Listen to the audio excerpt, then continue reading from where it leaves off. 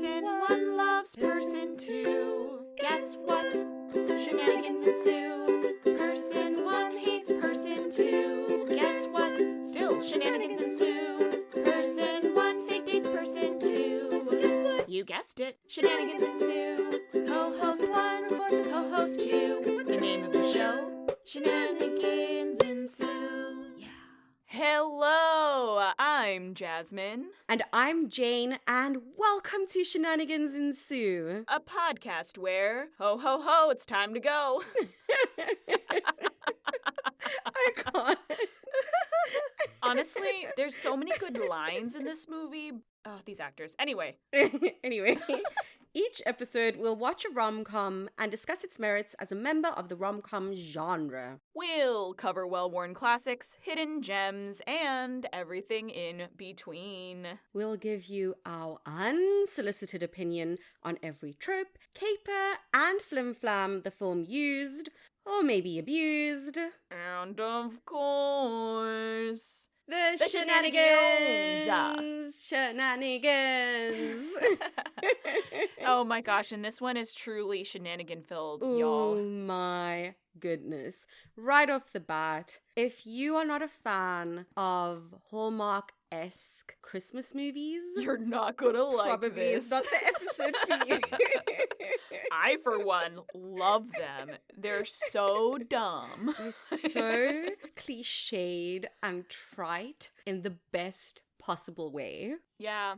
And this episode is the bootleg A Cinderella Story Christmas Wish. Right off the bat, with being extra, you did not need a Cinderella story in the title. No. You could have just called it A Christmas Wish. Yeah. And then still have it pay homage Yeah. to Cinderella. Because then, like, on the title, it's serving, like, oh, more Hilary Duff or something, but that's not what this is. No. It's like, we get it. Cinderella is a classic. Yes.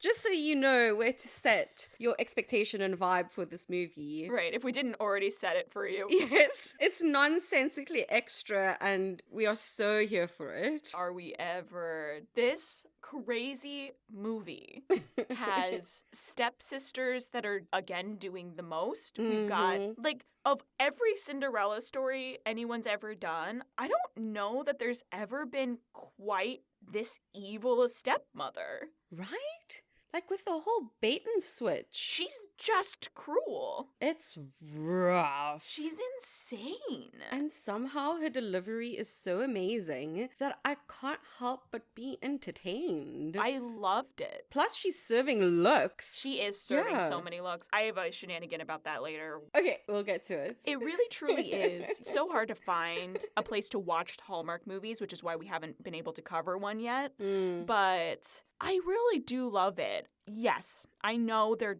dumb. I know that they're everything Jane said. They're way too much in every regard. But that's the point. Yes, that is the point. I can't watch them all the time, but No. it's so good sometimes. It's why certain things are seasonal, so that you can appreciate them. Yeah. I don't want to have access to Christmas cookies year-round. Then they're not special anymore. Exactly. So there is a time and place for movies like this, and now is the time. Oh, absolutely. Okay, so we've given you a little idea of what to expect. So now we'll give you that plot synopsis. Yes. Aspiring singer-songwriter Kat meets aspiring band manager Nick at the Christmas village where they both work. There is an instant connection, but thanks to a work policy of never taking off your costume, their identities remain hidden. Shenanigans ensue! Right off the bat, as a seasonal elf, I love a Santa land. This is so much fun. It's so fun. So many of the vibes are very accurate. Like the very intense manager reminding you to stay in character at all times. While they are not that intense where I work, it is a very serious infraction to be caught unelfy by guests. You cannot do it. The illusion must never be broken. Lest a child's Christmas be ruined. Truly, but like that's what's at stake. Yeah. I really did love that about this. of all the convoluted things in this movie, this was the one that was kind of the most true to real life. Yeah, that was the most chill thing they did in this entire fucking movie. It's so dumb. It's so dumb. But it made me so giddy because it's just like Christmas threw up onto my screen. Yeah. They just were throwing everything at it. They really do. Oh my god, we forgot to mention that this entire film is serving full-blown musical numbers with choreography over and over and over again. For me, I'm starting to realize like Christmas films have to start with musical numbers or montages. It's one or the other. Right? You need to set the tone for what's happening. We just did the other holiday movie. That one started with the montage and voiceover. This one starts with a musical number and voiceover. Yeah. This is actually a thing for Christmas movies, I think. And they're in high school, and this is happening over literally winter break. So this entire thing is happening in like 3 days, 4 days. I think we had a countdown board. I think I remember 5 days. Okay, 5. It's a short period of time, is the point. Yeah. This is not a drawn out thing. No, that's so silly. Shall we hit those tropes? Oh my gosh, yeah. Okay. We have a narration. Love that always. We've got a meet cute by A, falling over, and B, throwing a bunch of food or beverage on yourself and another person. Right. Classic. We love it. We've got mistaken identity. In this case, it's like hidden identity. Ooh. Yes. And from both sides. Oh, yeah. We've got montages. So many montages. I love it. Very good use of the montage in this film. We've got a best friend. An amazing best friend. The best friend in this is actually the fairy godmother, which is so freaking fun. I love that. We've got friends to lovers. A really sweet one, actually. Yeah. We've got the dog doing the most again. And this dog is so stinking cute. This dog somehow does more than I think any other dog we've seen. I know. He's like a little special needs poochie, so he's so got the little back leg cute. rollers. This dog really does the most over and over again. I don't understand. And then we've also got an amazing fake out kiss. What do you want to start with? Well, I know where you want to start. I know. I'm happy to go there. I just wanted to give you an option. That's very sweet, but like we know what's happening. Okay, I want to talk about the montages. I think the one that I actually enjoy the most, just because of how out of pocket it is the stepmom seducing montage. Because it's just so unexpected. Yeah. Where the stepmom is coming up with this plot of how to seduce Mr. Wintergarden. We just get a whole montage of her and the girls like going over the diaries of quote dead dad and sending this email and looking up this picture. It's just so funny. Oh my god. It's honestly so crazy. Like going through this girl's dead dad's stuff. What a violation. A huge violation. And like the haphazard way they just mess with everything. And steal her snow globe. Oh my god, they steal the snow globe. It's like they truly cannot stop being the most evil bunch that's ever existed in a movie. Yeah, it's terrible. In what world do they think they were going to get away with imitating the daughter? Right? From the previous marriage. I don't know. That's why I find this montage so funny, because of how messed up it is and like it just comes out of nowhere. How did she think that this is gonna go? What was her long game? Right? I'm so confused. And like, I really don't understand why these dads in these movies, if they were so amazing and wonderful, how do they end up with these awful women? Whatever. I think about that a lot. Me too. I was like, were you really that amazing? Or are we viewing you through your daughter's rose-tinted glasses? Right? I have to imagine that's the case because you chose poorly. Yeah. Anyway. What about your favorite montage? I loved the falling in love Christmas Village montage. Oh, right. Right. Just like so cute. the fact that they have an insane Christmas stage that they do ridiculous choreography to, that best friend puts her damn foot in that choreo. She is really great.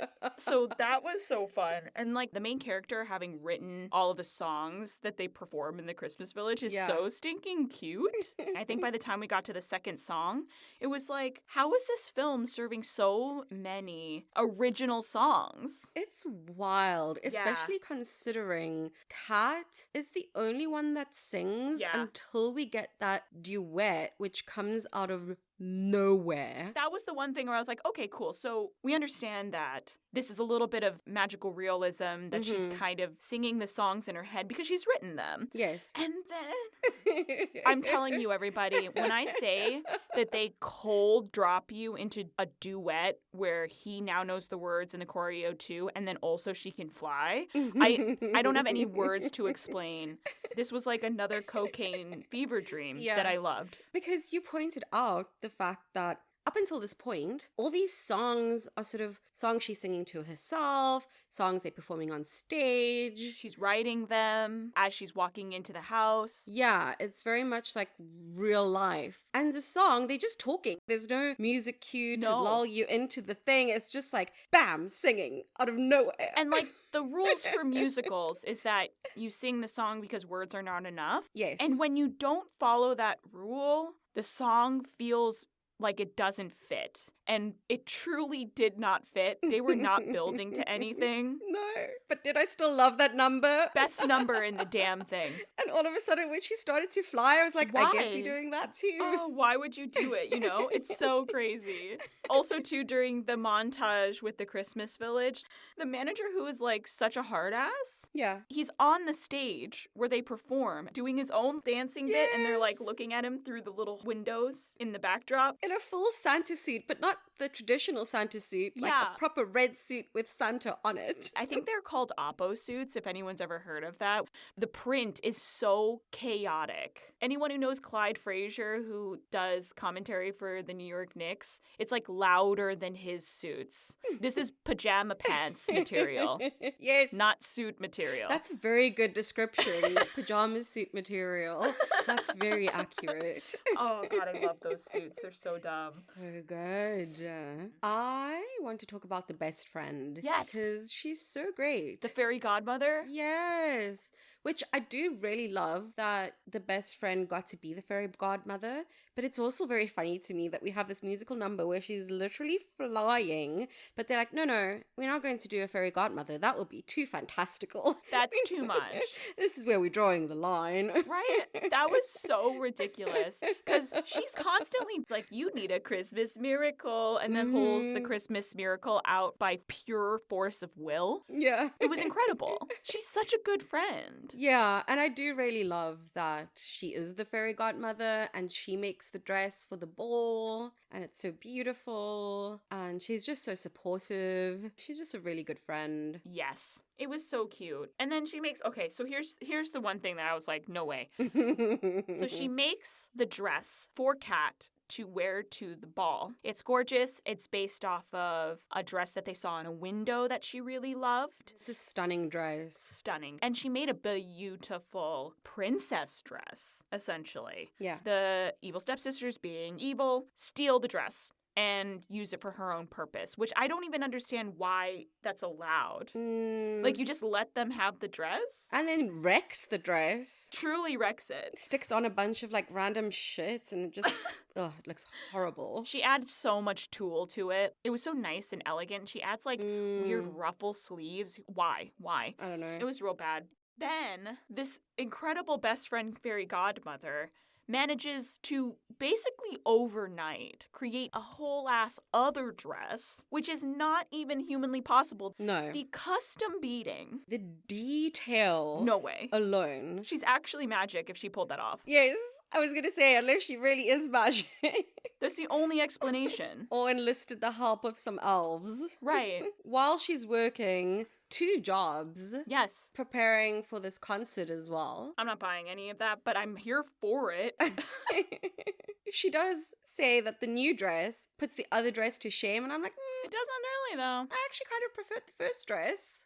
I wonder why they did that. We'll put it up and you guys can vote. We'll put it in stories. Yeah, great. We'll have you all weigh in on the dress situation as well. But this best friend also, how is she such a good hype woman? Right? I like to think that I hype up my friends a lot, but she's so incredible at it. It's unmatched, honestly. And the way she does it isn't overbearing and like embarrassingly cringy. Right. And how she just encourages Kat very gently and logically to go for it with Nick. Yeah. There's clearly an attraction. He's clearly into you. Like, what? Just go for it. They're like having this conversation about going for it while they're on their way to do a Santagram job. Oh, so funny. They walk up to the house to do it, and she's standing there looking at Kat like, you want to get with Santa, and she's doing a gyrating dance.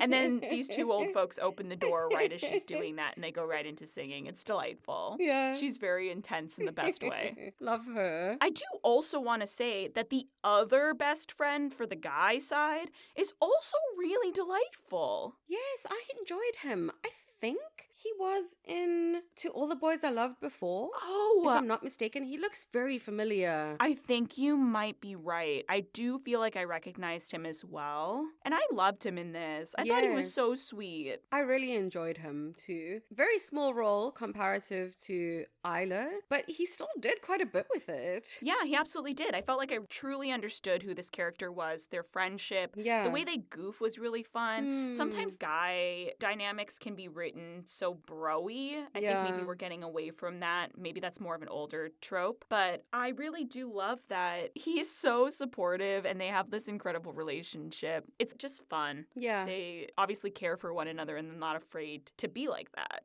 Yeah, it's really nice to see. And he wasn't opposed to one of the stepsisters. Yeah, I loved that. I mean, honestly, he's a total hottie, so she could do a lot worse. I don't know why she was being weird. Yeah, she should go for it. Yeah. I was like, what are you doing, girl? He's clearly cute and rich. Yeah. So what's your problem? And obviously into you. Like, what? Yeah, big help. What is your major malfunction? Is there another trope that you want to hit? Can we talk about the dog? Oh, yes, of course we can talk about the dog. Bruno. We do talk about Bruno. I was gonna say that. I was wondering, like, is it too much? And I was like, no, this movie's too much. We're going for it. We do talk about Bruno. Oh. Freaking good Bruno. He's so sweet and he's so helpful. He's so clever. Yeah. He takes Kat directly to where the stepsister has hidden her snow globe. Mhm. What a clever boy. And then he also knows that the stepmother has left the invitation letter downstairs and like sends Kat downstairs to pick it up. Yes. So that she can catch them in the act of impersonating her. And he also shows her where to hide the dress that her friend made for her under his bed. He's so good. He's such a good boy. The best boy. I was really scared when she woke up and Bruno wasn't in his bed, that Bruno had died. Oh gosh, yeah. Yeah. Oh, no, that would have been a total vibe kill. Mm-hmm. This movie is not equipped for that. No, that's true. This movie did a lot of things, but it would not. This movie doesn't have the capacity. Yeah.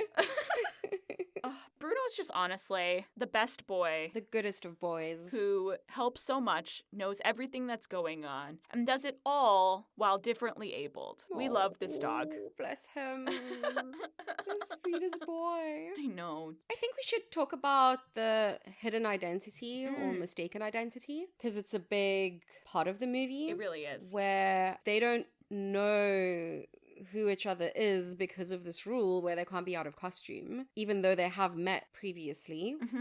Kat has this pink wig on and her elf ears in her costume, and Nick is in his Santa suit with the beard, so they don't have a idea of what the other actually looks like. Right. But there's still attraction. Right. I think they did a good job setting that up from the beginning too. Yeah. When she does spill everything all over her face and a little bit on his shoes. That was honestly very cute. Him helping her. Supporting her head. They look into each other's eyes. Yes. You can tell right off the bat. So the fact that they're literally about to go to the same job, that was one of the big things for me. You literally ran into each other 30 minutes ago and you are now at the same job and you don't recognize each other. I know. You guys. It's silly, especially because, yes, she has elf ears on and a different wig, but you can see her whole face. Yeah. Nick, I understand a little bit more because he has the hat on and he has the beard, but she goes up to help him with the Santa suit and they're looking quite intensely into each other's eyes. And Yeah. I'm like, come on.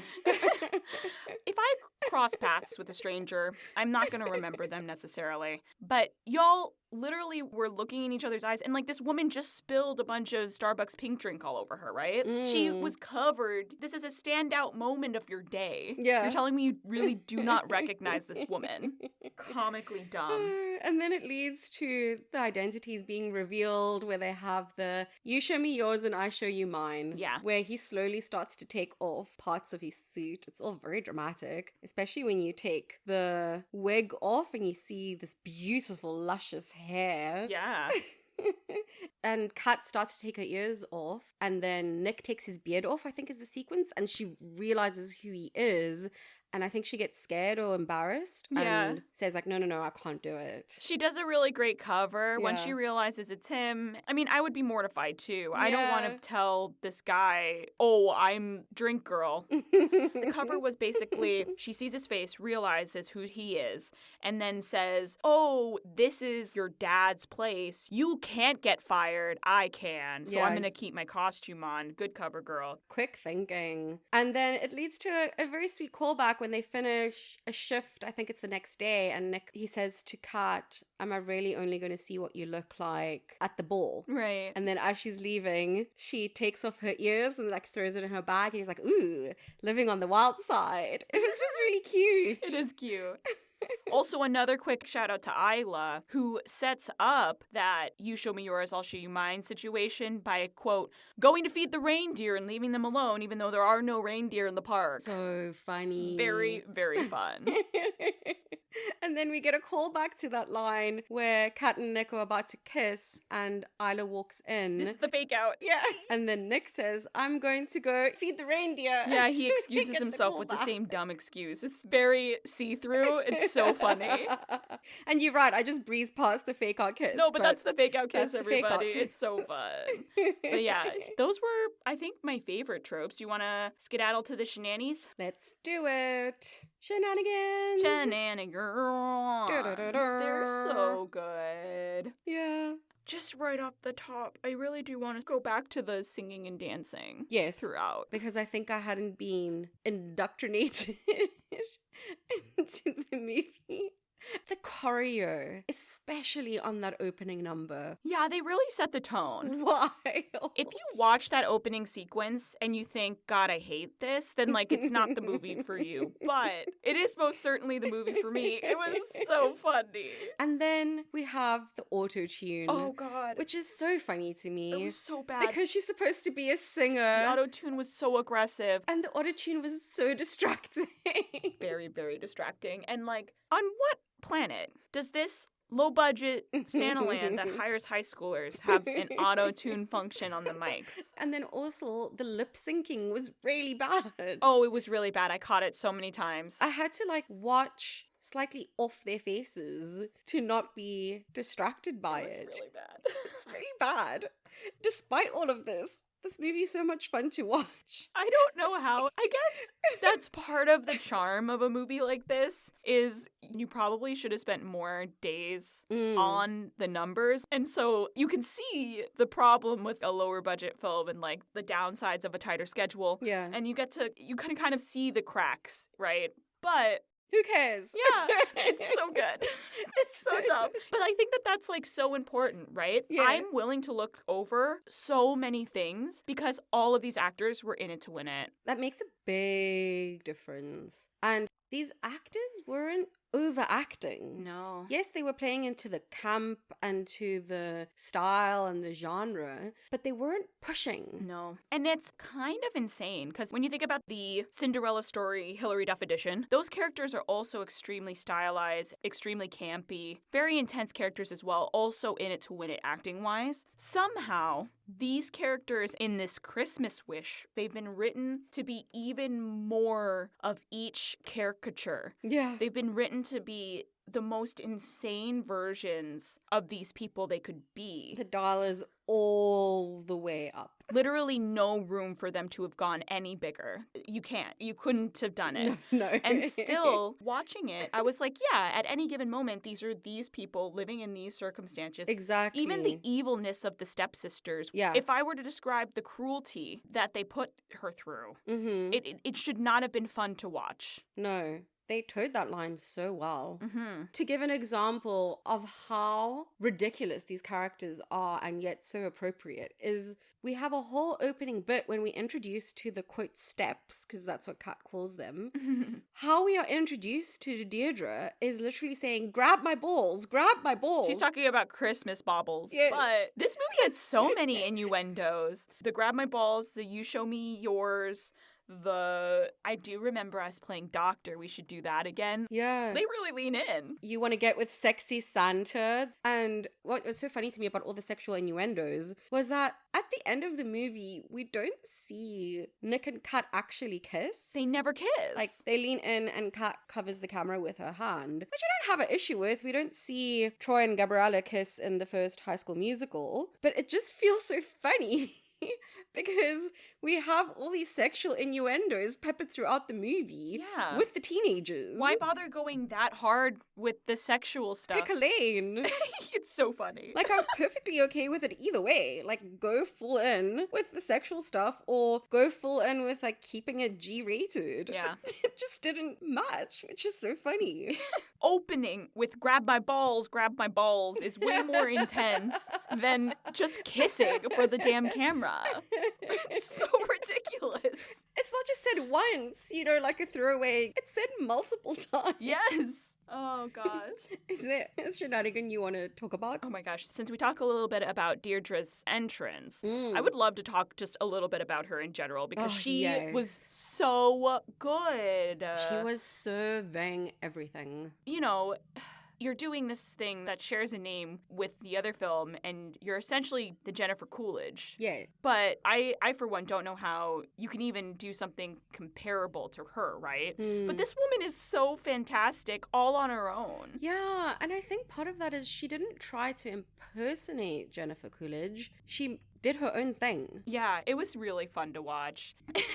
The costume department really leaned the fuck in because she was serving looks throughout. But the one that really stood out to me that I loved so much was at one point, Deirdre is downstairs on the couch and is waiting for Kat to come in from work. She lulls Kat in with this false pretense of wanting to talk. They haven't talked in so long. Yeah. All I could think was, this is a trap, don't do it. And then I realized they literally put her in a leopard costume.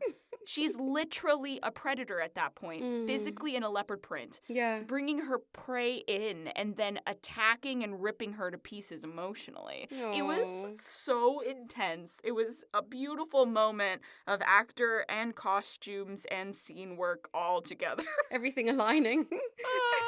Good catch. I didn't even notice that. I was too distracted by my anxiety because Kat looks so hopeful and it breaks my heart because it's coming. You can feel it. The emotional presence of the scene was already kind of living underneath it all. Yeah. But that leopard print killed me.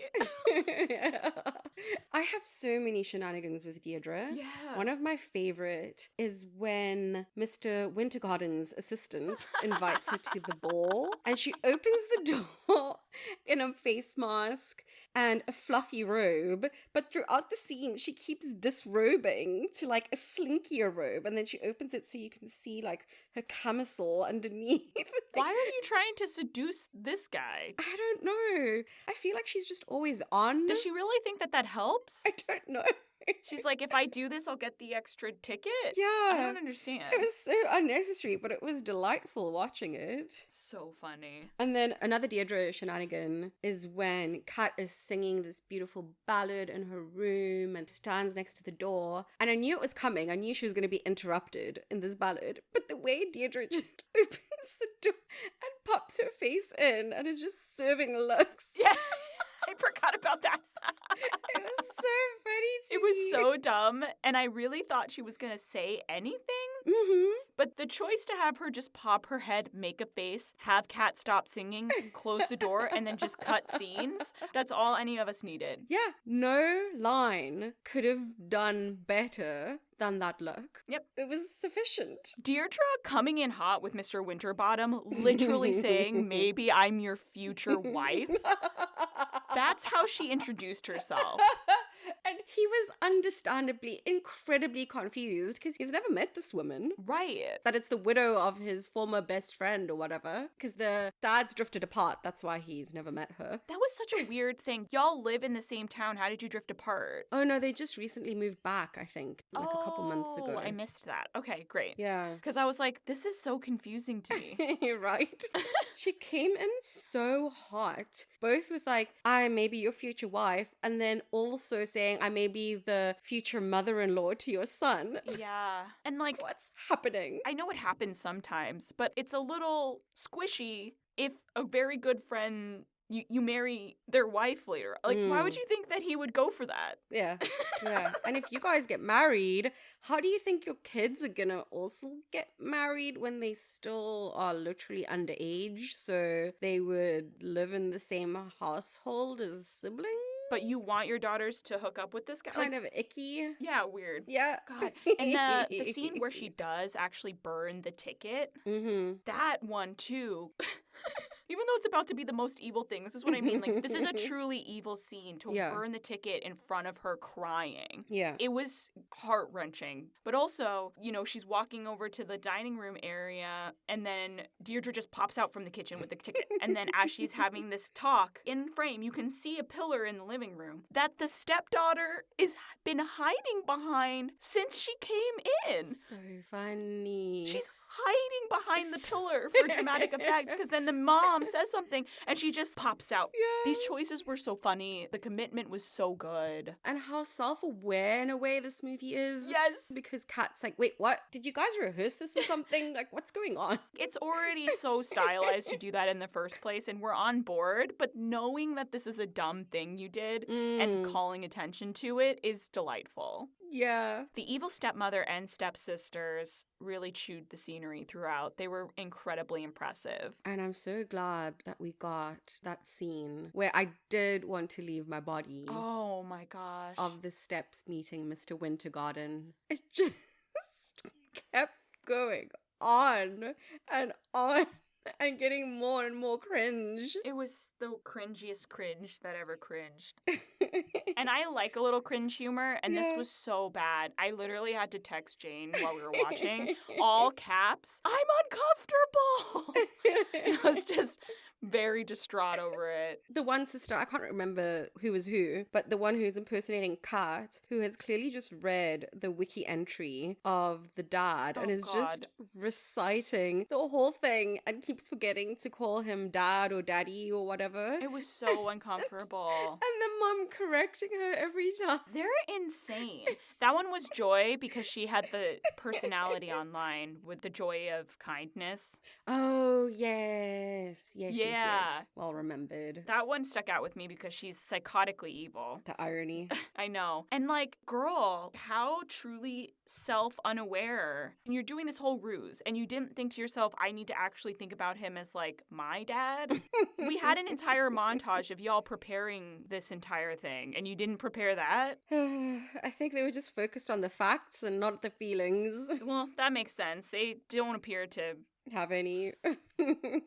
So funny. With the names, though, my only beef with this movie is that Kat's name is Kat and not another Christmas thing because we have Nick. Yeah. So lean in all the way. Go with Holly or Carol or something equally Christmassy. And then they could have done the fun thing where they're self-aware about it, right? Yeah. Because they did the joke with Nick, so they may as well have done both of them. Which is also the weirdest joke to make, too, because nobody named Dominic goes by Nick. No one I know. I've never heard of that. Maybe it's part of his secret identity. Maybe. Because his friends call him Dom and he introduces himself as Nick. You Usually people just say Dom. But his dad called him Nick too. And I was like, that's so weird. So then why were his friends calling him Dom? That's weird. It was very weird to me. Any Dominics out there who go by Nick? Yeah, let us know. Anyway. Oh, a shenanigan that I didn't write down, but I just remembered is why on earth one of the acts that Nick is managing named DJ Sock Puppet.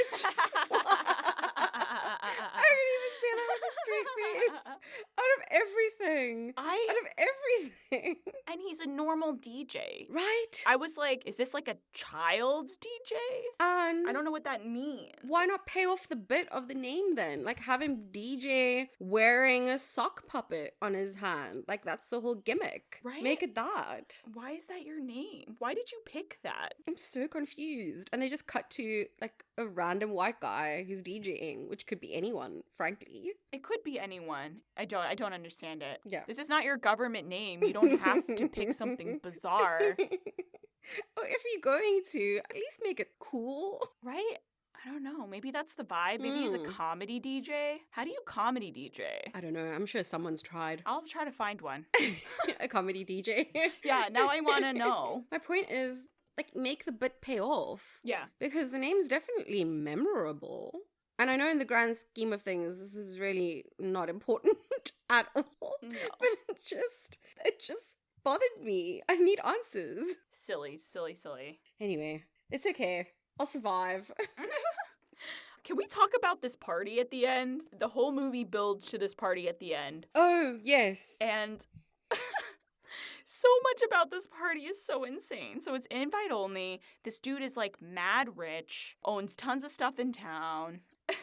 They decided to hire people to do this dance number as party entertainment. That makes sense. Mm-hmm. But like sneaking Kat in, why did she not just stay hidden backstage? That's what I wanted to know. Why climb out of that thing to climb onto the stage? Just hide in the wings. Hide in the wings. The back and forth then with the steps trying to find her and then Nick trying to find her and the running around and then the big musical number because she knocks out this girl who's the Sugar Plum Fairy or whatever and now she's got to be the Sugar Plum Fairy. God, there was so much craziness. And like if Kat needed to sneak in a costume, by the way, why did Isla just walk in like it was no big deal? Yeah, she could have just said she's my assistant or whatever. Right. I need her to dress the dancers or something. And like saving the dress for later. Where on her person did Isla have that dress? Because she was there. Because Kat could have hidden with the dress. She did not need to go on stage. No.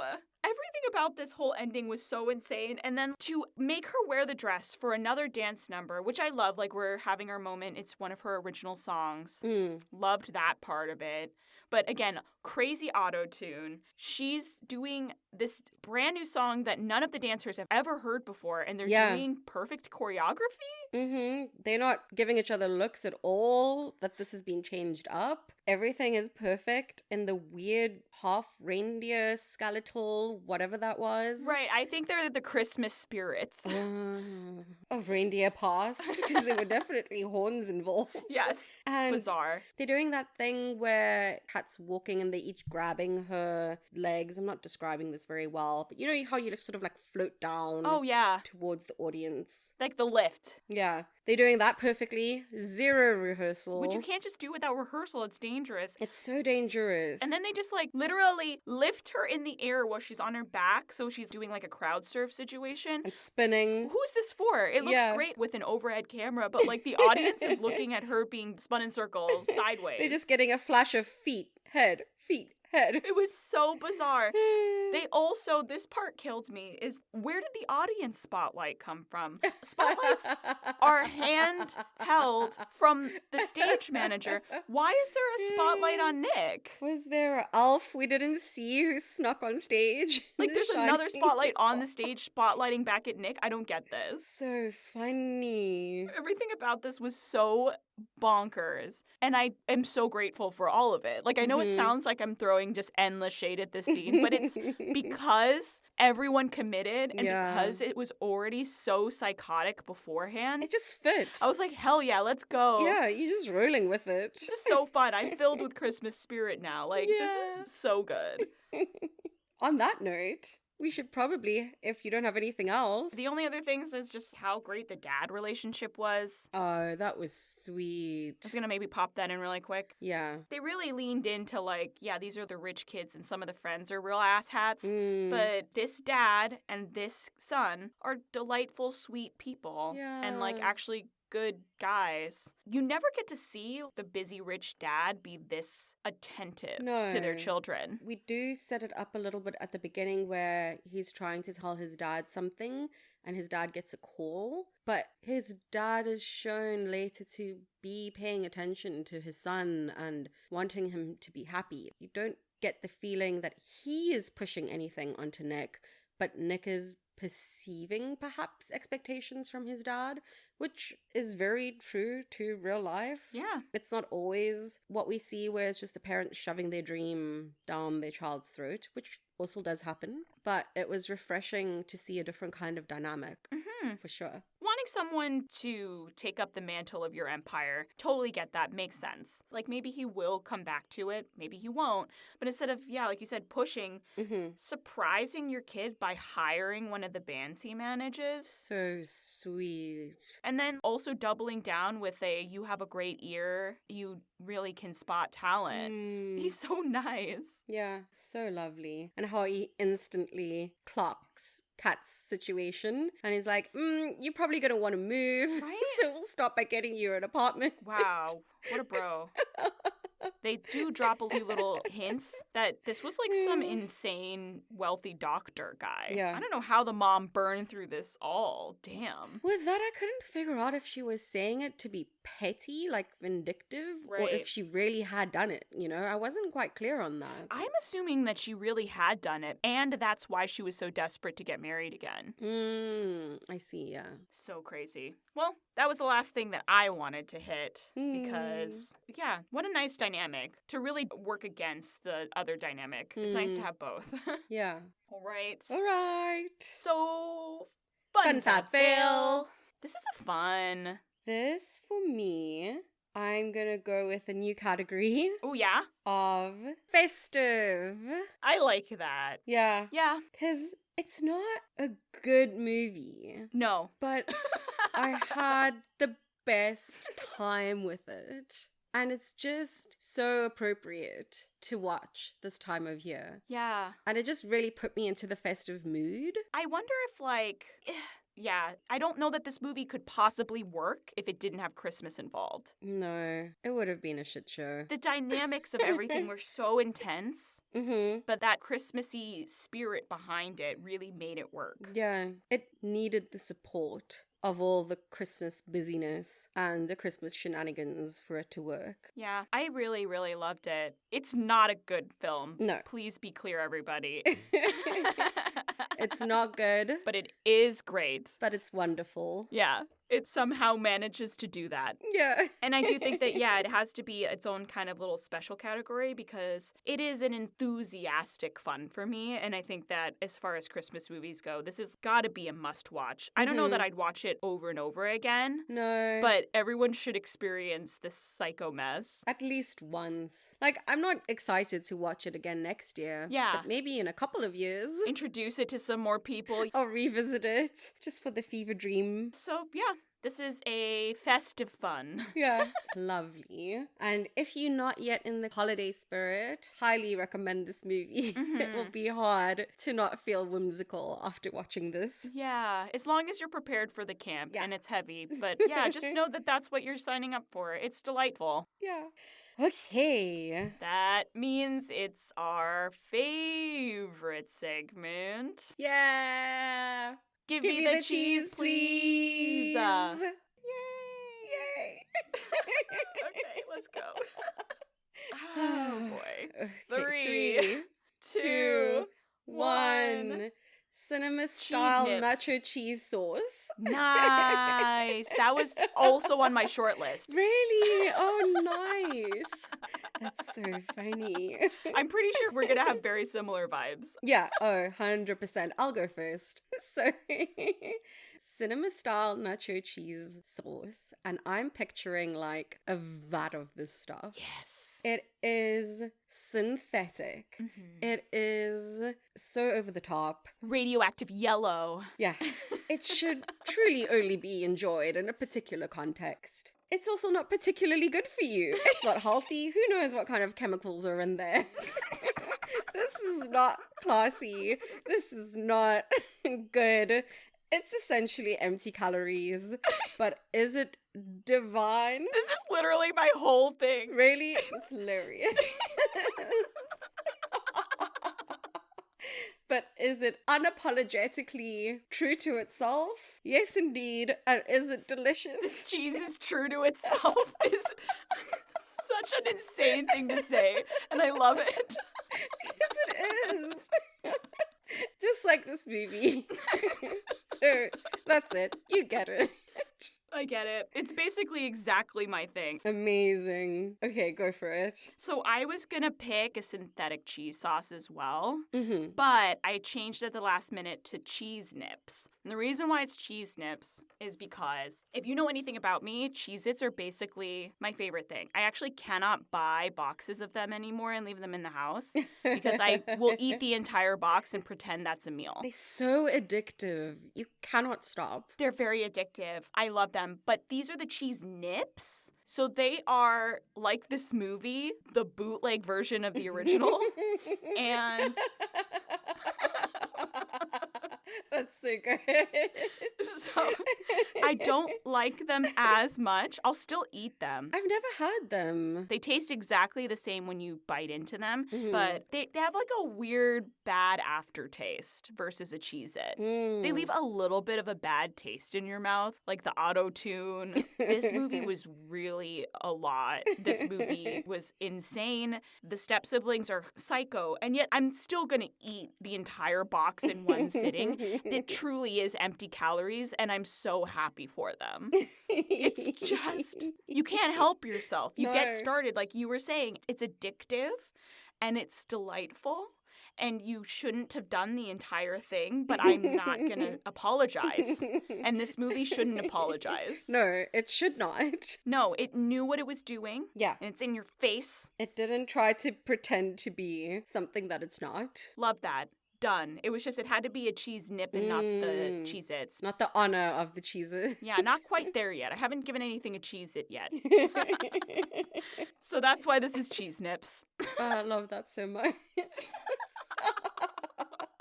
The specificity. So good. Yours was so specific too. It wasn't any kind of cheese sauce.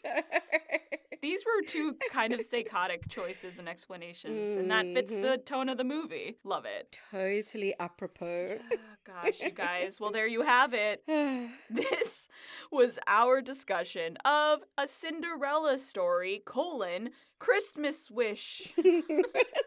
The title's so extra. It's so unnecessary. Let us know your thoughts on the movie, any shenanigans we may have missed, or what cheese you think it is. You can follow us on Instagram at shenanigansensuepod, or you can email us at shenanigansensuepod@gmail.com. We hope you'll join us next time, and until then, You dreamed it, now go be it. Bye. Bye! Oh, God. That was so unhinged. Be like the cheese. Yes. Be unapologetic. Be you. Be your cheese. I'm really glad you liked my stupid bootleg joke. I thought it was hilarious.